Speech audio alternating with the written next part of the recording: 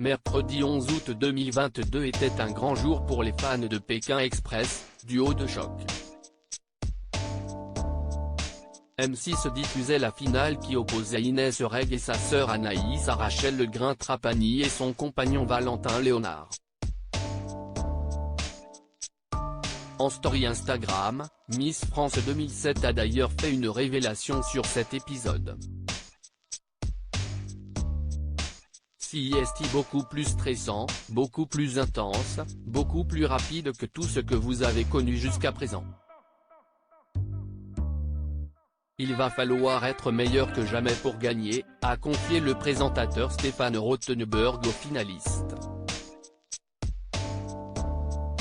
Le ton était donc donné dès meublé. Depuis le début de l'aventure, Rachel Legrin-Trapani et Valentin Léonard ont multiplié les disputes, notamment à cause du côté trop compétiteur du brun de 33 ans. Pour la finale, ce dernier avait donc promis de rester calme. Mais plus difficile à dire qu'à faire.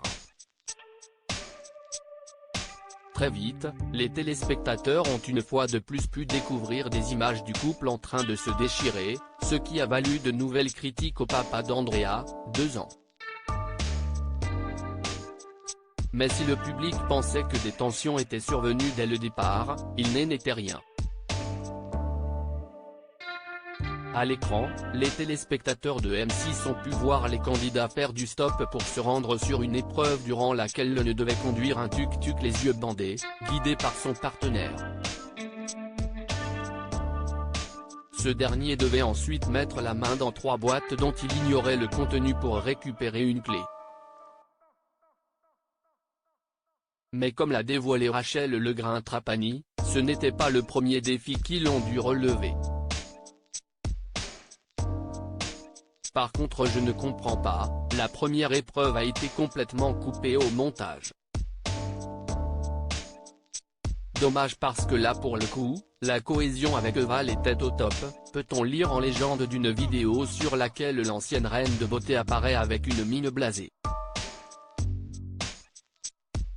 Les Tourtereaux ont prévu d'organiser un live Instagram afin de revenir sur ce dernier épisode.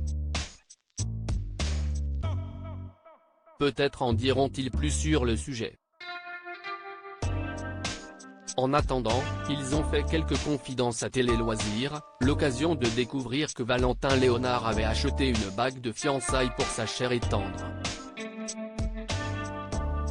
Car lors du coup d'envoi, il avait promis de faire sa demande s'il remportait l'aventure.